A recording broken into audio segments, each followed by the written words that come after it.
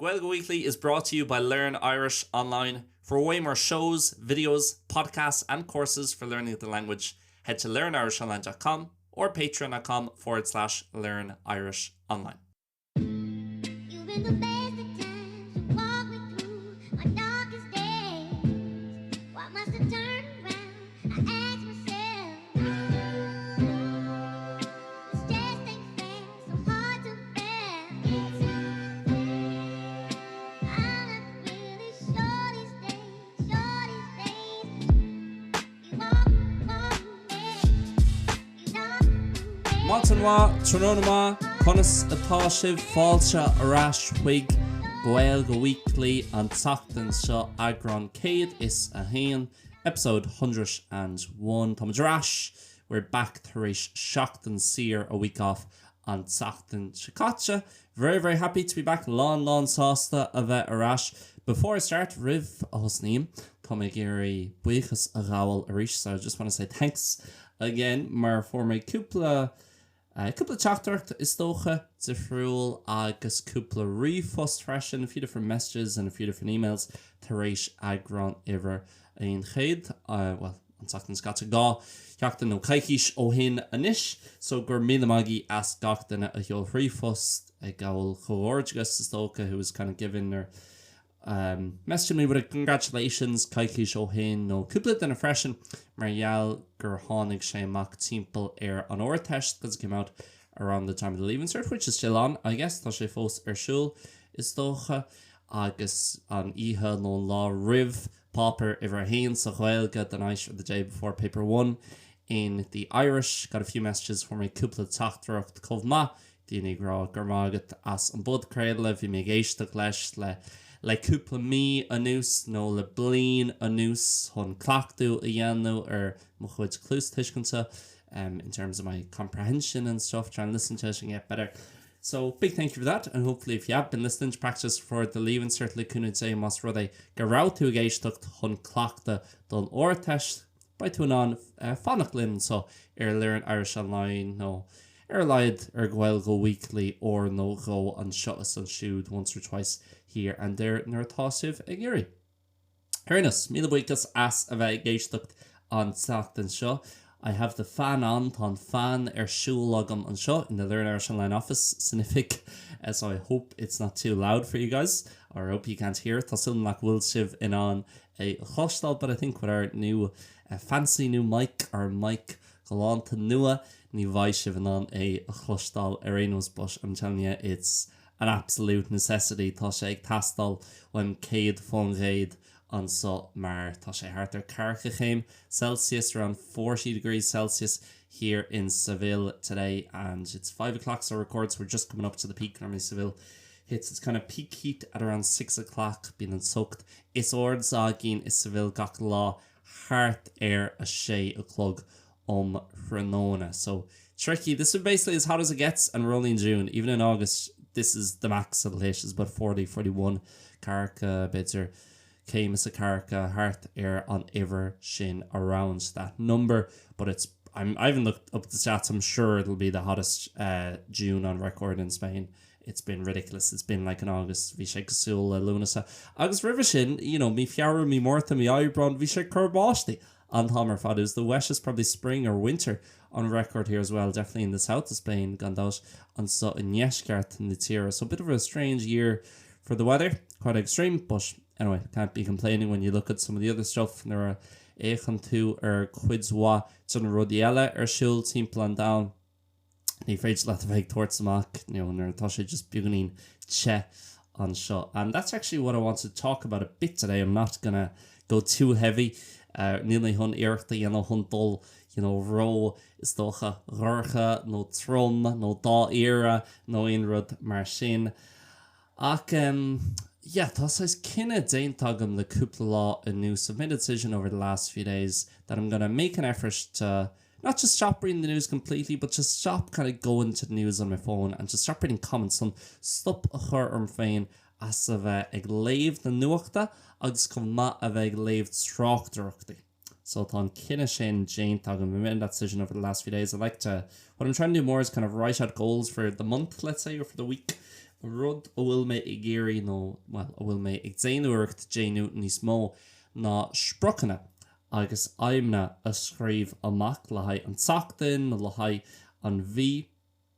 Agus is math le mé a chuineáil ar an gúisnóir, so I like to keep it on the fridge, so I see it every day, just 5 or 6 points, déan níos mó den rud seo, do more of this, níos lúide seo, agus mar sin agus ceann sin rudaí atá scríofa síos agam le haid an chuid eile de bhí meitheamh ná gan a bheith ag léamh nuachta agus gan a bheith ag léamh tráchtúachtaí ar na mion síalta. Tá mé réadúil, I'm realistic. I'm going to use social media. I have to use it for work. And I also get a great enjoyment out of Instagram. People like to give out about Instagram. Well, yeah, but if you're honest, you probably enjoy it, or certain elements of it. Mal tatu ar Instagram, chans ma go muin to tanmh as earthly in a way, because you probably enjoy going through the reels or sending stuff to your friends or seeing what your friends are doing.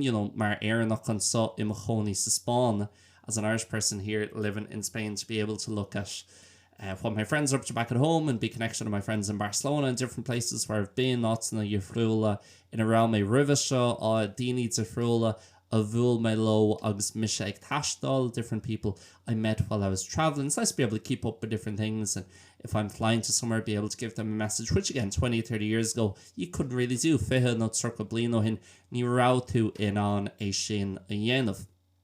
So again, I think it's easy, like I often say in the podcast, just say, oh, this is really good or really bad, and to forget most things are kind of just a thing, and they can be good or can be bad. So tá sé éasca le rá, is rudínta okay an rud seo nó is drochar dé ach te gná tá an rudí sa lór. No, it's just is rudé. Ní rud dearfacé, ní rud dúiltacé, just is rudé agus is féidir leat an rud sin úsáid imeach dearfach ach imeach dúiltach comh ma. Ach rudéigen ag chuirteach agus something well an fá ó bhfuil mé ag déanúir gan an nuachta léamh. No, just mohíonn sé le cúpla mí anús. Beidir just tá sé margheall go bhfuil me ag léamh níos mó de nuacht ní le sagam, ach mohíonn sé go bhfuil rudí códúilteach amuin sin. Agus Jesus, mohíonn tú bhád níos massa na léithin de seo tar rééis dit an nuachta léamh ná mar bhí tú ag mothú rimhe.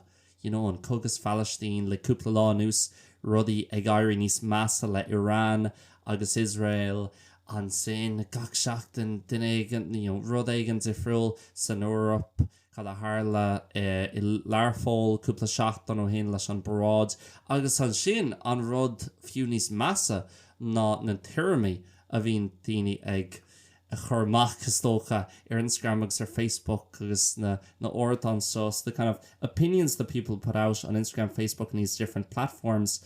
Beidir tá níl sagam fáin duine ag an bás san ostar mar hampla cad a tharla an rud uafásach a tharla an rud fear tragódach a tharla ag an scoil san ostar an tachtain sa caite agus sin gach duine ag ra cinnte go dtíorna go dtíorna nach as an Européad ar an rud, so it's definitely someone not from Europe, or it's this type of person, or it's because of this agus mar sin tá sé just uafásach an éisteacht leis na rudí sin. So fiú orintanta na tráchtúachtaí bíonn siad níos meas agus tá sé dechar an rud éigen a léamh na léithinnta seo gan clicálas seachas na tráchtúachtaí agus seans má go bhfuil 1,000 nó 2,000 likes ar post amháin, ach ní bhíonn tú ag smaoinemh faoin na likes sin, bíonn tú ag smaoinemh faoi beidir na cúigear san tráchtúachtaí, the 5 people in the comments who are talking about XYZ horrible, hateful stuff, rudí le fua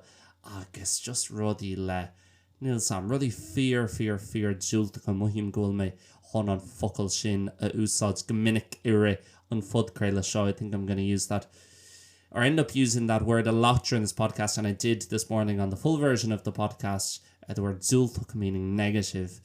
And so because of that, I've decided I'm going to really make an effort. You can't avoid the news completely, especially as someone young who uses social media and is on it for work.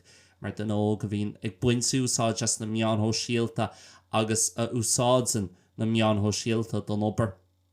Tá sé dachar chuna a cheachans trí de stríd. Ach ag an céanna níl mé géirí éisteacht. I don't want to avoid it completely tríd streets. Tá mé géirí, má Harlín rud ag an mór go háirthagus me se, marall nach bhfuil mé I mo chonaí an éar níos mó. Tá sé fós tábhachtach dom is sto go cuineal sús to keep up le cadatá siúil ras in éan. So, yeah, níl mé géirí, stopú chéad fan géad. Ach moithim an beidir gohfuil an rud céinnig daoine eile ach téimar an fón agus tá cúpla rud agus téim go dtína rudí sin gan smaoineh agus ní bhíon mé caitheamh an Iomarca ama an phone. I don't spend too much time on the phone, but even the bit I do, the hour a day or whatever, sounds actually like a lot, even though it's not compared to a lot of people, I guess.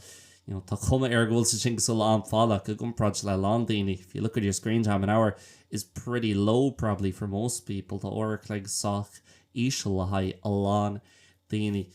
And you spend that hour and you think how much of it actually made me happier or helped me out, or how much did I learn from it, an ra me really fóla mé an rud nor bhun mé tana bheas sin agus moithín tú. Ní leis an fón generalta, tá mé ceart leir leis an fón generaltach, nuair tá mé ar an fón agus just gan smaoineh without thinking sin go ortaí.caí, no Instagram, no Facebook, and now inis tá Facebook imithe, níl sé, well, ar an fón, so tá mé taréis a dí chud seáil, so tá of matter uninstalling it, so mBéarla sin, well, le cúna dé ní bhaid mé ar Facebook níos mó agus ní bhaid cathú chun slowed all the races stocha. There won't be any temptation to download it again.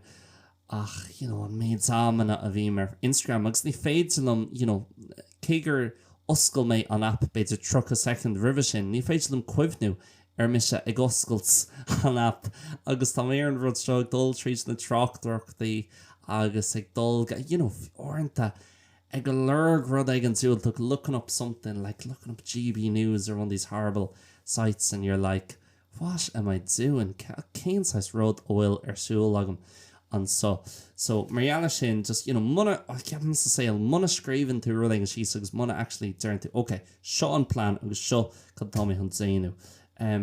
Mar rís, ag an am céanna stocha tá sé tábhachtach hán an nuacht a léamh mar hampla mBéarla an nuacht mar tá sé éasca chun tuairteach faoin nuacht agus na meán agus den Idilín ach mBéarla an Idilín táisagin na rudaí fásacha siúil faoi láthair sa Phalestín agus inis na rudaí fásacha tá siúil I Tirán agus Iran agus Israel freisin agus an áit an eile mar hampla South Sudan agus an méid as na timp lá leis an méid buchtainna sin agus orintha déanta dermid, muna bhfuil coga in áta cín ceapan much gohfuil sé ceart go leor. We think if there's not a war going on somewhere, it's probably fine, but there's corruption agus poverty agus just big problems agus buchtainnis agus mar sin tá sé fásach. And weeks like Gia, thankfully, because of the news, the internet and worldwide communication, meán commerceáid sa timp down is féidirlinn is tócha cuineál súslinn a rudaí atá ag tarlú is féidirlinn a bheith, doscail mé an so ag leabhart faoi, okay, tá sé an teanach, sure, cén fá a bheith mé ag tuairt faoi sin, why would it be given out about that? When you look at some of the other stuff, sure, you wouldn't know about that other stuff if it wasn't for the internet. So again, you can't just say, oh, it's a horrible thing. The internet or the news or whatever is, strucker agus rodú fásach an nuacht nó mar hampla an Idilín. Ach, just tá méid smaoineh, jeez, imagine like saolaí a bheith 8 nó 9 bliain díos an maiid mé really ag fécinn siar ag rá níos an cin fáin nach rá mé géirí níos mó am a chaú an Idilín. Why didn't I want to spend more time on the internet? No, I'm going to be saying, why didn't I spend more time away from the phone, away from that negativity, that darkness? And of course, it's important to know what's going on. Tá sé tábhachtach honest bhagat. So níl mé gra óil tá na rudí sin ar siúil an tíomh eile and down. Those things are going on the other side of the world. Sure, it doesn't matter. I'm not saying that. Níl mé a chéirí sin a rá ar churbe. But I'm saying at some point you have to kind of, I think you can, and I sometimes get myself in a mode, I guess, agus being dark agam. I have this kind of outlook where you start feeling like the world is such a negative and horrible place, and you start feeling people are so extreme, but it's just because of stuff you're seeing online. Ní bhualann tú leis na daoine sin sa fearhéal mór ar dumpsa arénos agus mis an seo sa Spáin agus nuair nach bhfuil mé sa Spáin tá mé rás in éireann. Nuair bhíonn tú ag dul amach chun caifé a ól ar mad, nuair bhíonn tú ag dul amach chun bricfast nuair bhíonn tú ag búla le caraigen, nuair bhíonn tú ag siúl timp na háit, nuair bhíonn tú people watching, nuair bhíonn tú ag whatever, ag labhairt le chósanna, and when you speak to your neighbours na rud ag mar sin, tugann tú faoi deara, well, dumsa rénos, tugam seo faoi deara, I kind of realised her, no, she's an chuid smód a chuoine, tá siad sound, agus tá siad ag mo chu dearfach fi rudaí, no, you know, tá daoine cordial, tá daoine charil agus orintanta, má tá tú ag gcónaí ar lín, agus tá tú ag gcónaí ar na meán ho síalta ag gcónaí, ag lurg na drochrudaí sin, fiú gan torch for each hour without even realizing that you're kind of looking out or seeking out those negative things and replying to people and all this. You kind of think the world is like that, but ní sin an fearhail a ríis. Tá mé ag éirí bheith cormach an seo. I want to be careful here. You know, na rudí affectar an nuacht mar hapla. Tá na rudí sin ag tarlú. The things you see in the news, 99% of those things are happening out there in the world, and they're extremely sad and horrible, and everything should be done to try and make it stop, you know. But ceart is dócha gnéan an daoine gach éireach tá na rudí sin a stopú. Ach, ag an céine, caithú a bheith sa fearhail freisin, agus in áits i gcónaí a bheith ar an fón, ag léamh trachtracht, agus seans má go na trachtrachta sin ó, you know, ó chunta spraigach from a fake account, no, ó robas, Russian robas rúiseach do méid. Beidir líonálas seachan sin go stereotype, seans má go see that's tíortha difriúla, freisin, seachas an rúis. But you kind of, I think, lose sight agus general to darmid.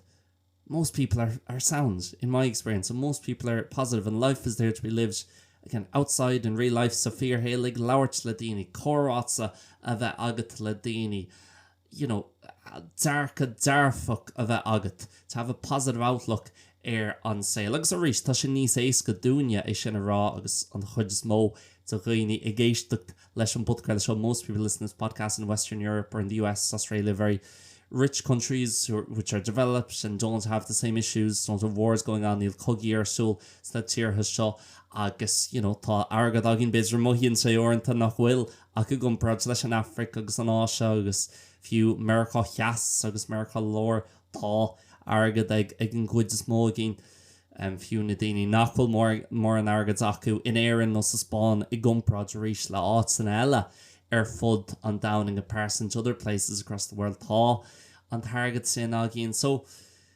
tá sé éasca, you know, dúine is sin a rá agus níl coga os ar gcóir, nó ceapan nach bhfuil coga os ar gcóir. Ach, Jesus, just ceapan beidir rís sin just rud éigean atá agam san, níl sagam.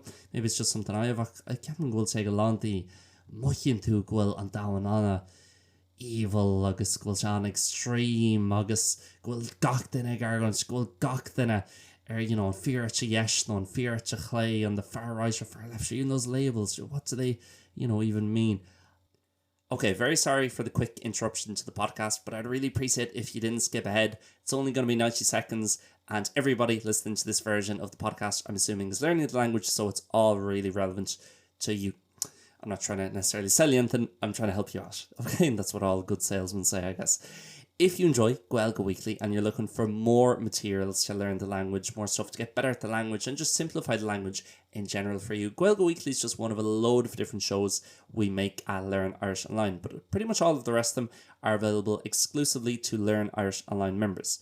I won't bore you with what's available there because there's a 7-day free trial available, so you can sign up yourself. It's really easy to cancel and lash if you don't like it. We never want people paying for stuff at LIO that they're not going to use. That's why we always have free trials, money back guarantees and the courses over on the main website. But focusing on the membership today, a load of different shows and benefits over there. It's €7 a month plus VAT, so for most people it ends up being about €8.50 per month. Or if you don't want the kind of full Learn Irish Online experience and access to everything we make, you can also sign up for the Gaeilge Weekly tier. That's only half the price, $3.50 plus VAT. You get all these episodes a day early. You get them on the Tuesday instead of the Wednesday. You get a PDF with each episode of the 20 or 30 most challenging words and their translation. You get a bonus episode a month that'll actually be coming out this month, and more than anything, you help me to be able to help more people around the world learn Irish in an easier, more fun, more relevant way. That is it. Patreon.com/Learn Irish Online, or just Learn Irish Online through the Patreon app. I'll let you do the work and let you figure out whether it's something you're interested in, or if you're not. Even if you're not, big thank you as always for supporting the podcast. You're not only supporting me and Learn Irish Online, you're supporting the Irish language in general and help us make it a more spoken language and a more seen and visible language, not only in Ireland, but across the world. Back to the podcast. Orintha just caithú níos mó ama a chathú, tíomh mu níos mó ama ag labhairt le daoine agus sin an fíorhéal, dulga na bhrudaí beaga dulga cafe agus labhairt le duine. Agus mohíonn se le AI freisin sin rud eile bhfuil AI taken over. Take the cafe áitsúil, your local cafe or your supermarket. Maybe a bad example with self-service now. No, take a whatever on tacht horvin, no airsúlóds. Níl an saoil ró dhifriúil a gon brad le truchan ó carcha bliano hin ach má tá tú i gcónaí na rudí sin, an phone, an laptop, ChatGPT agus úsáid an rudí seo tá siad gohínta éis is féidir leat na rudí seo na hackfunny, these resources a úsáid le haid rudí iontacha agus chun rudí iontacha a dhéanamh. Fiú chun an podcréile seo a dhéanamh agus tasú agam go an podcréile seo ag cabhrú leat flame that took fós éisteacht knish. If you're still listening now, I guess it is, you're somewhat intrigued or enjoying it. That you buint sult no tan vegan as lecuna say agus be meg úsáid, rudí difriúil software Bulgari difriúil hol an podcréile seo dhéanamh agus AI hon an captions a scríb agus gachar eile. So rís níl mé just ag tuairteach fi rudí agus ráh hí rudí níos fearr chuig go bliano hin ceapan bhfuil rudí transmá bhfuil rudí cumhma an ish mar bhí siad chuig go bliano hin, just tá si difriúil, there's good now, but I think it's very easy to get stuck thinking the world is this big, evil, horrible place. Just reading the news, ag léamh na Nuachta, ach an fearhéal sin an duine, in a gcónaí in Acalat, the person living next to you, and your neighbours, na chorsaní atágat, agus the chlán, agus tusa, agus the chorda. Sin an fearhéal, rís ní mé géirí just neamhórds a dhéanamh rudí atá ag tarlú an áitin in níos bochta timpplain down. I don't want to just ignore or kind of cast a blind eye over stuff going on in poorer, less developed places in the world. Níl mé ag rá is in a charbe a comála sin caiithú, caiithú a bheits a fearhéal in áit a gcónaí ar an phone, i gcónaí ar nuach. So sin mBéarla stocha, mBéarla sin tá mé géirí stop a chur leis an nuacht ar my phone, cos a chur ar an féin ag genosiec ar orsaí agus tá rudí iontacha ar orsaí .ai agus na áit san eile freisin in níl an lucht orthú be churbe tá an lucht ar na daoine timpeall an down. The blame is on and the fault is on the people doing horrible stuff, rudí uafásacha timpeall an down. Tá mé an éirecht a bhaint sa stocha sin ar feadh beidir caiicís nó beaga níos mó agus listen, níl sé chur seach go mór or just fan go bheith mit an maiime beaganí níos ré chúsaí agus an maiime insín ag dul beaganí níos muile will my mind be going a bit less fast instead of just being bombarded with this information which for thousands and thousands of years we would have never known about, for na míl sa blianta ní rá sé arolalas agin ar churbe bhí just cad a bhí ag tarlú dír timpeall in arolalas agin. We just knew what was happening, what was going on directly around us instead of stuff on the other side of the world, and having all this information, all these images, videos. You see more videos nowadays than you would have seen 30 years ago in your whole life, If I can do ní smó fi seán ní tíbhaiste tá láháin is ná mar béidir a deá I mlíon amháin nó I a héal ar fad et trucha nó charcha blian ó hen. So tá mé chun iirtí anna chuna sin mar rís ní bhaid lá riomh nó ní bhaid lá godó I a héal. There'll never be a day in your life a chéin tú go dtí an nuachta agus tearn si ní léon nuachta ní léon trids nó argons nó ní léon foréigans nó fighting or arguing or violence or sin galam dit like agus galam them féin agus I'm not trying to lecture people here, just kind of speaking about my own thoughts to make large free mo chuid thurmi hain. Like idir an ish agus an lá a an boss beidir chuige seasca seach do blian le chun dé and not my fós beyond sin ní bhaid láháin ar an si tá chud ceart golóir sa down I gcónaí by 5 and I gcónaí by dínig trid agus argon agus rís but ceartún gach for the end we should do everything to try and stop that, but God I can really put in you tuta sé in áir ag féad tá sé in an chur seach go mór earth agus crastit go mac really bother you and get you as well. Again, maybe that's just me. Other people might kind of enjoy or feel good by being informed, but I think you can lose yourself a bit as well. Or into touch éasca chun is toch tú héna chailú beganí tíhas jeide freisin. So yeah, níl sam tá mé inéirecht a dhéanamh chuna sinna dhéanam is an tachtan seo agus an tachtan se thugan. Tá sé deach éis tá dú ar autopilot orinttar an phone agus just chain to a stock. You go into the normal apps without even thinking and you see all these different things and dopamine agus mar sin. Yeah. Anyway, on a browser note, so le nu beganí níos dearfa agus rís nar bhíon méid labhairt am go ham ar an budcréile from time to time. Bíon méid labhairt trí rudaí beganí níos dair tóca bit more serious things. I don't like getting into the actual politics of it and different opinions because again, what good does it really do? Rudí níos mó still le seo agus beidir bíon daoine eile extractals spades here leis an rud céin, and maybe some people struggle with the same thing. I like speaking about it because maybe it gives people ideas or beidir go sim agus a few muna bhfuil si bhar cóin sin lom. Even if you don't agree with me, you might maybe find my ideas interesting to listen to. Simul honéis do chló níl sam ach níos mó na inrud just chance really tíobh se chuna bheith éisteacht le níos mó Gaeilge. So it's always more than anything just a chance for you guys to listen to more. It's never meant to be a big statement or anything. Lí rátas ó nó tábhaach é an inrud mar sin really. Just mis rambling mar dearfa. So yeah, apart from that, this weekend I've got another race. Tá Ross Ella agam an deir Seachtana seo an chéad Ross owner rinne mé an lap marathon an seo is Seville in Mianer from or since I did the half marathon in Seville here in January. So tá mé chun fiú arás ar Pamplona, returning to Pamplona, bhí mé im chónaí an sin na blin óhin, well ceithre blin óhin inis ar an Erasmus I 2015. So by seo mar an dara or a bheits mé arás will be the second time that I'll be back in Pamplona nar chríicni mé an Erasmus. Me methh 2015. Ag tanú go mór le sin, really looking forward to that. By jazz ceapam, it'll be nice, I think. Agus ag dul gus aragata freisin mar an cara atá ag dul lom tá sesin in na chonaí is aragata.